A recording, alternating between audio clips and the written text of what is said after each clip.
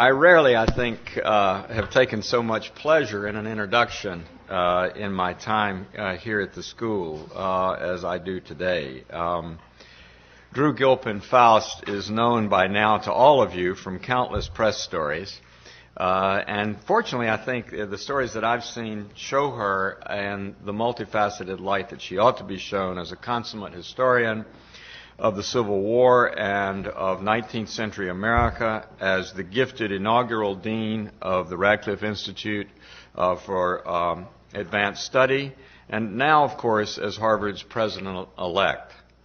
I could make all of your eyes glaze over just by taking her curriculum vitae and reading any one of a number of lists, her awards and honors and fellowships, her long list of publications, or her many professional experiences, which are really quite substantial, and the many responsibilities she's taken on in her distinguished career, both at the University of Pennsylvania and, thankfully, at Harvard University over the last number of years.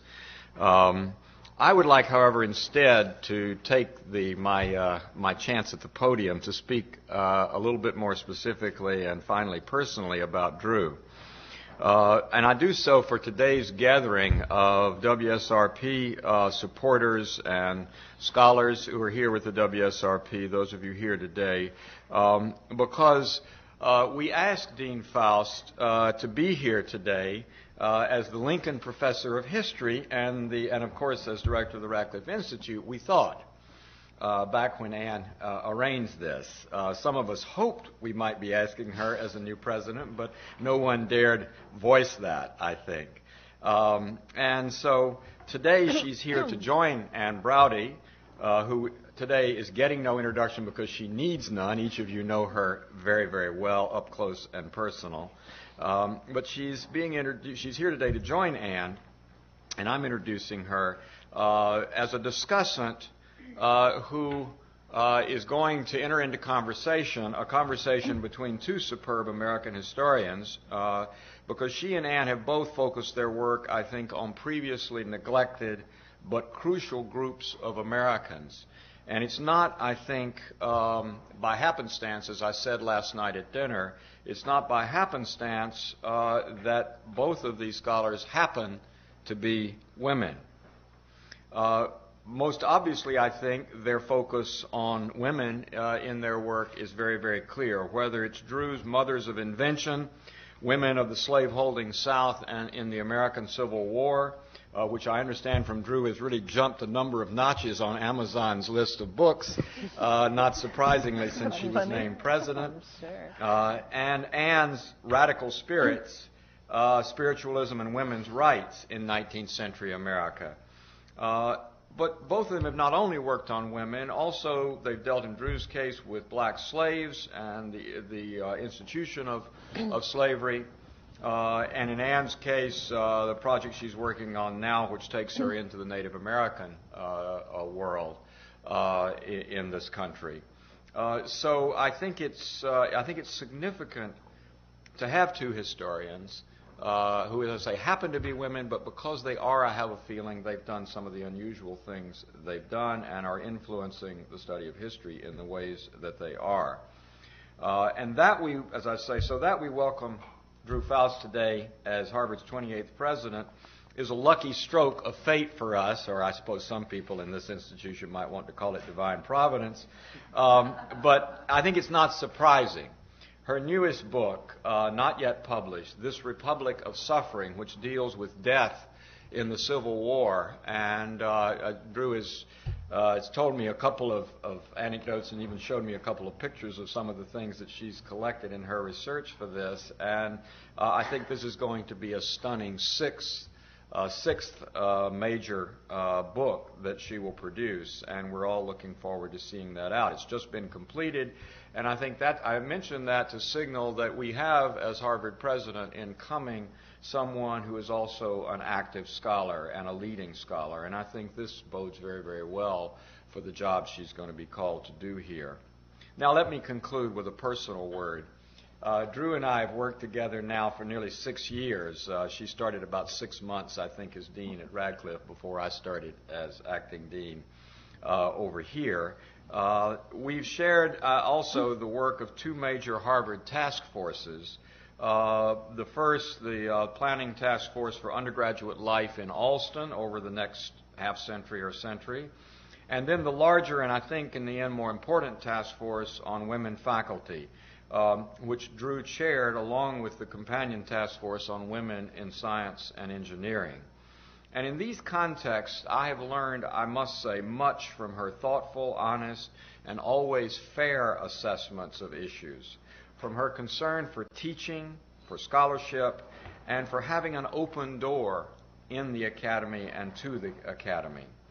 I look forward more than I can say to having her at the helm of Harvard University. It's just more than we could have hoped for, and so it's with great personal pleasure that I can introduce her to you today. Harvard could not have found a better leader at just this moment than Drew Faust. So let me welcome Drew and also Ann to come forward and take the two, I hope, comfortable seats here to enter into a discussion that we're all looking forward to very, very much. Drew, Ann.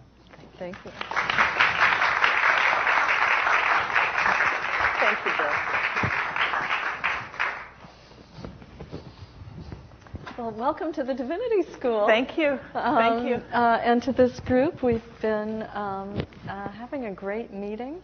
And welcome to those of you who are new to the event in this school, to the Braun Room, which is kind of the center of our school. And we're so happy to have the portrait of Constance Buchanan, the founder of the WSRP, with her smiling down on us with that bemused look that she always had when she was at the Divinity School about goings on here. And it's so great to have her looking down on this occasion and this event.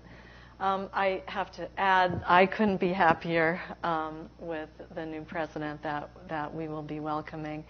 I think what is so important to people in this room and to the university is that not only do we have a woman president, but we have a humanist who understands how the sciences and technology need humanistic studies in order to be successful in the human endeavors, and someone who's really been successful in bringing those voices together.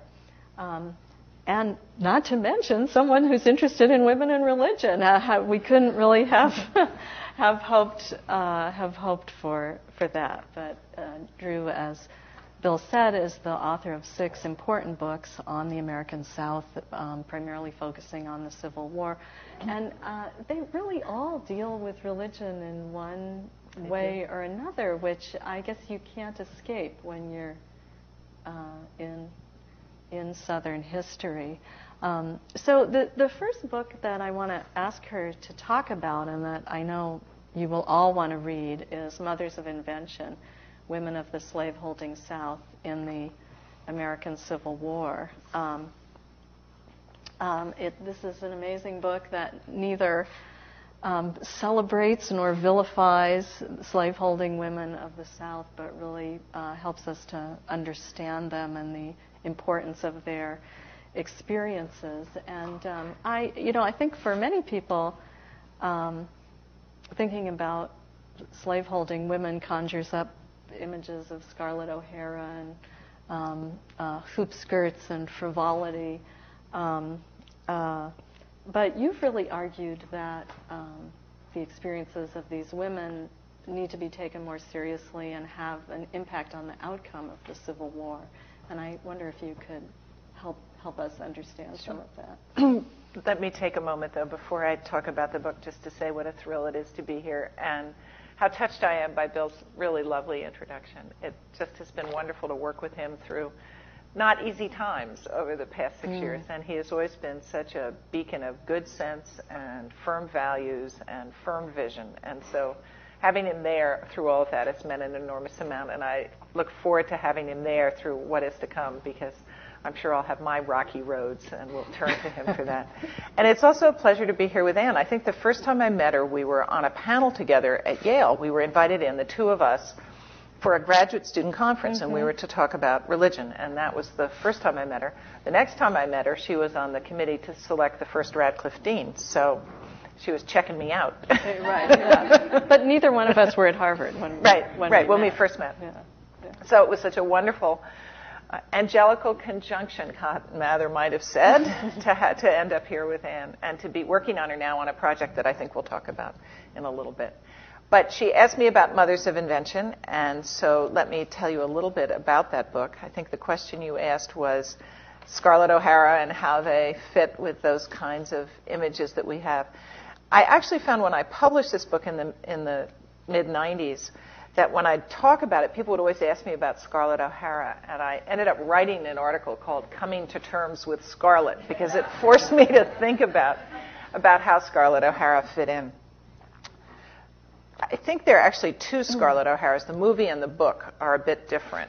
But ultimately, Scarlett ends up as this very strong and forceful figure.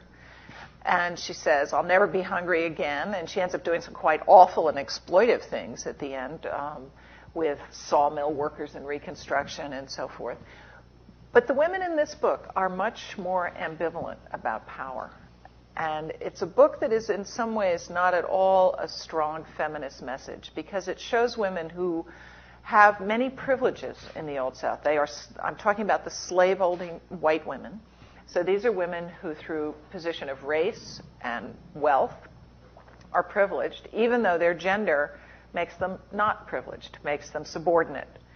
And yet, when push comes to shove, as it does in the Civil War, and they lose the statuses of wealth and of race, or fear that emancipation is going to mean some sort of racial homogenization, they struggle to get those statuses back and to resist change in many ways, and to figure out a way to hold on to privilege, which often comes to mean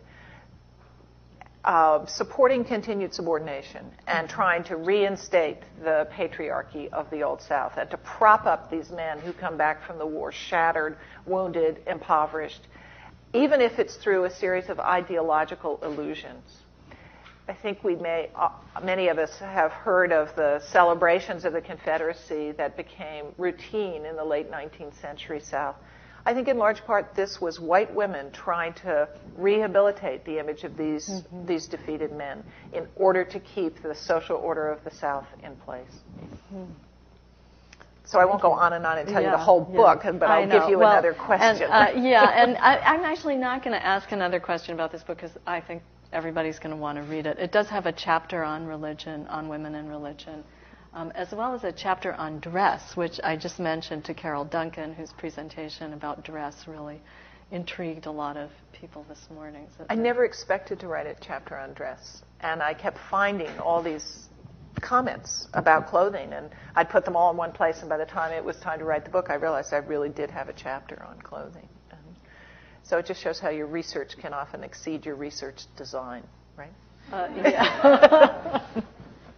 Well, maybe I should ask you to talk about that because your engagement with the primary sources and with the first-person accounts of all kinds of people is such a hallmark of your work. And how do you relate to those voices that? Well, I'm an archive rat. I love going to the archives and just losing myself. I think I'm an antiquarian in some ways, as well as a historian. I like to disappear into other people's lives and try to figure out how could they have construed the world the way they did. And what does that say about what I'm inventing about my own world? I think that's what originally attracted me to history. And I wrote a biography. My second book my first book was a sort of group biography. Then in my second book, I wrote a biography, which I just loved. It was a biography. I didn't love him, but I loved writing biography. He was a Southern planter, United States senator from South Carolina who kept extensive records of just about everything he did, including sleeping with his slaves, molesting his nieces, but he also wrote down all the birth and death dates of all his slaves so that I could reconstruct the slave families. And probably the most meaningful moment in my historical career came, 15 years after I published that book in the early 80s, when I got a letter from a family in Minnesota, an African-American family who had used my book to trace their ancestors and to find their own families through the family reconstructions I'd been able to do because of James Henry Hammond's extensive record. So I love that ability to time travel, I think, and to see the present through the eyes of the past. I think or try to. Never perfect, never achieved, but to try to look through people's eyes at their world and then a little bit at our world too. So human stories of people have always interested me a great deal. And I focused, I mean, Ann hasn't said this, but I think if she described all my books, I've tended to focus on fairly privileged people because they're the ones who leave these rich written records. Now, sometimes those kinds of rich written records enable you to recover the lives of African-American slaves who couldn't read because you can find them through the plantation records. But more often than not, I've focused on the literate and the self-questioning. In my most recent book, and I think part of the reason for the attraction of the Civil War as a subject of study is that the breadth of people who write in the Civil War is so much greater than in peacetime, because you have soldiers who are sometimes illiterate dictating letters to their campmates, asking them to send them home to their family members. But the compulsion to write in the Civil War is so enormous that the class basis of writing expands. But nevertheless, I think I've focused on the literate, the self-examining, because of this fascination with how people explain and see themselves. Drew's current book, not yet published, is entitled This Republic of Suffering, Death and the American Civil War. And it deals with some fairly gruesome material about the treatment of dead bodies, of which there were a lot during the Civil War, and how people dealt with that. And I wonder if you would tell us how you came to this topic. I was actually thinking of that when Bill was talking about how we both have written about parts of American history that we might not have written about if we weren't women. The Civil War, 620,000 people, soldiers, died in the American Civil War. Uncounted numbers of civilians, unknown numbers. So 620,000 was 2% of that population. That would be nearly 6 million people in the United States today. Now you can see our nation struggling with the death toll in Iraq. Imagine if we had that many people who had been killed. And I thought to myself, why is it that no one has written about this? And it was in part a question that I came to when I was doing the research for Mothers of Invention, because I found that you'd read family papers and the men would be writing about politics, perhaps, secession, or they'd be writing about glory and how they hope to be heroes in the war, or maybe they'd be writing about the need to preserve slavery. These are Southern men because I was reading Southern family papers. But so often the women were writing about death, the fear that people would be killed, the reality that if people had been killed. So in a way, listening to the women's voices made me think of a topic that is the most obvious topic about the Civil War, and yet one that really had not been looked at in a systematic way. So that was where it came from. And I guess there's a parallel. Civil War history was almost exclusively a male preserve until the last decade or so. And so in some ways, women entering into to Civil War history brought the kind of questioning and voice that the women themselves brought in the Civil War era to the whole project when they said, we want to talk about death here. We want to think about death. And why do you think Civil War history was such a male preserve? Well, military history remains a male preserve. There are very few women who do military history. And for a long time, Civil War history was military history. People didn't think of asking questions about what went on behind the lines, or indeed what was the everyday life of soldiers like. But when history began to change in the 1960s and 70s, with the introduction of what at that time was called the history of the inarticulate, attention, this is before your time? I missed that. I definitely missed that. I show my age. But what this meant, this was a kind of inspired movement by young historians to not just talk about generals and statesmen and people of power, but instead to look at workers, slaves, women, this was the beginning of what came to be the new social history, to look not simply at how decisions were made in the halls of power, but rather what was the texture of everyday life, how did the behavior of everyday people have a profound effect on the outcome of American history, which was my field, though this was much more broad spread. Workers obviously were critical to American economic growth. And part of this also included a new look at military history that said, what were soldiers doing? It wasn't just that Robert E. Lee ran off and said, I'm going to do this and that. He had to have all these people following along behind or beside or ahead. So the issue of just what those experiences were a key part of changing American history generally, and also beginning to change the history of war to look at common soldiers, but also to look at what was happening to women behind the lines when the men went off to war. What did slaves do during the Civil War? And in fact, one of the things we found out they did was undermine slavery, undermine the economy of the South, protect the bodies of Union soldiers, as I found in my research. So you get a very different picture when you look at it from a different set of questions. Well, as much as I would like to focus this topic exclusively on American history, let me ask you to switch hats to your role as Dean of Radcliffe and talk a bit about what you now have a capstone on your deanship and can look at what you wanted to accomplish there and what you have done during that period.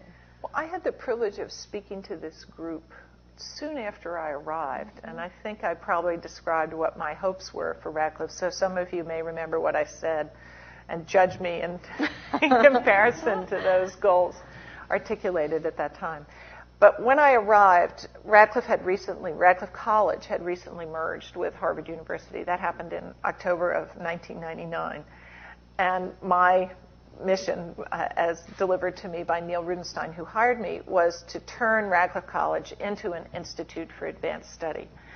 And I didn't get much more instruction than that. How I was going to define Institute for Advanced Study was left in considerable measure up to me, I guess. And what I was to do about old programs that had existed at Radcliffe for a long time, or the Schlesinger Library, or anything else. We were just supposed to invent what was to happen. So I accepted this job, and it seemed really exciting. And then about 6 weeks later, Neil announced he was resigning as president. So I thought to myself, well, this will be even more interesting because I'm going to be the cheese all alone here. So he and I talked and decided it would be good to bring in a very distinguished group of scholars and heads of other institutes for advanced study and scientists and so forth to help set a course. I thought of it as a compass to steer by, in the words of John Winthrop. And we had people like Shirley Tillman, now president of Princeton, then a civilian biologist, heads of all the other comparable institutions across the United States, the National Humanities Center, the Center for Advanced Study in the Behavioral Sciences, the Institute for Advanced Study in Princeton. Everybody Neil asked to be on this committee came. And it was chaired by one of the Divinity School heroines, who's up on the wall here, Caroline Bynum. So we had, as you can imagine, a good religious influence, someone who's a brilliant scholar of religion at the helm of this inquiry. And what we decided to do was to figure out how to make Radcliffe intellectually the most exciting place we could imagine, knit it into the university so that the rest of the university felt Radcliffe was valuable and had meaning for their activities and was a place that added on to what Harvard represented, and to try to spread this image around the rest of the world so we would get the most fabulous applicants to the fellowship program, which is at the heart of the Radcliffe Institute. We also decided that the Schlesinger Library on the History of Women in America would be a central component of the Radcliffe Institute, and that we would endeavor to support it and to turn it into a special collections library, which it needed to become because it had such value. Things on its shelves, like early suffrage documents, you could just go up there and pick them off the shelf. And one day, my husband, who's a book nut, showed me in a catalog that there was something just sitting on an open shelf that was being sold for over $50,000. And I thought, uh-oh, this is not good. So we turned that into a special collections library and have enhanced its collecting. And then we had to do all the administrative stuff to make it economically viable and raise the money and create the alumni base and so forth. And I feel very gratified that Radcliffe has moved, I think, in very significant ways to do that. We've given it an identity of bringing every field together.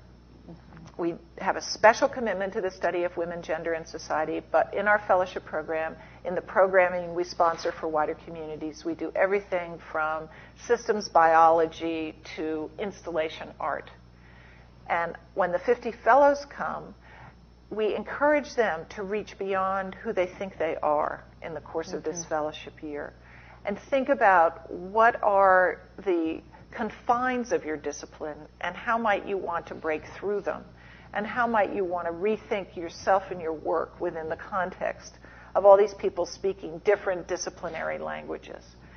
And we found our fellows are wonderfully engaged in this, and at the end of the year write us about how their immediate project has changed in the course of the year, how their sense of what they want to communicate about their work has changed. They have to learn to talk to broader audiences, because if I were a physicist standing here, I would have a poet and a historian and a sociologist and so forth. And the sociologists and the literary critics have to learn to speak a more broadly gauged language as well. So it's a kind of experiment in cross-disciplinary energies with a large representation of people interested in questions of gender, so that everybody gets infused with that, and the gender scholars get infused with everything else. We now accept 1 out of 20 applicants, so it's very competitive. And last spring, we won 2 Pulitzer Prizes. One of our fellows who was in residence won the Literature Prize, and one had written her Pulitzer book at Radcliffe 2 years before, won the General Nonfiction Prize. We have an installation artist this year who just got a MacArthur the second day of the fellowship program. We're getting a lot of outside validation of our choices and of the achievements of our scholars. The Schlesinger Library, I think, is in very strong shape. I see Barbara sitting back there. I hope she'd agree. We've been able to raise money for collections that have enabled the library to acquire much more actively in an environment for women's history materials that's much more competitive and much more expensive. So we needed to keep up with that. And I was very pleased, just a few weeks ago, we got a nice bequest, and I thought it was important to get the whole backlog of uncatalogued, unprocessed manuscripts on the route to being processed. So we now have a plan to complete all of that, and so that's very exciting. Oh, so, I'm excited. Yeah. So lots of things going on. And another basket of activities involves Ann, actually, because we have conferences and speakers, and every year we have a big gender conference. And the one this spring, next month, is on women and food, women, men, and food. And next year we're doing one in collaboration with the Divinity School on women and religion.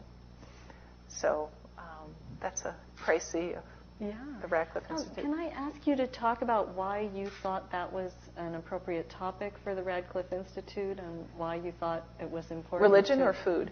Religion. Food. I'm interested in food also. It's a favorite topic, but today, religion. Okay. Well, it just seemed to me fundamental in that women and religion have been connected in so many ways, and women have often been seen as the foundations of religious tradition, the embodiments of religious tradition. They're often the focus of religious conflict, as we will explore in this conference.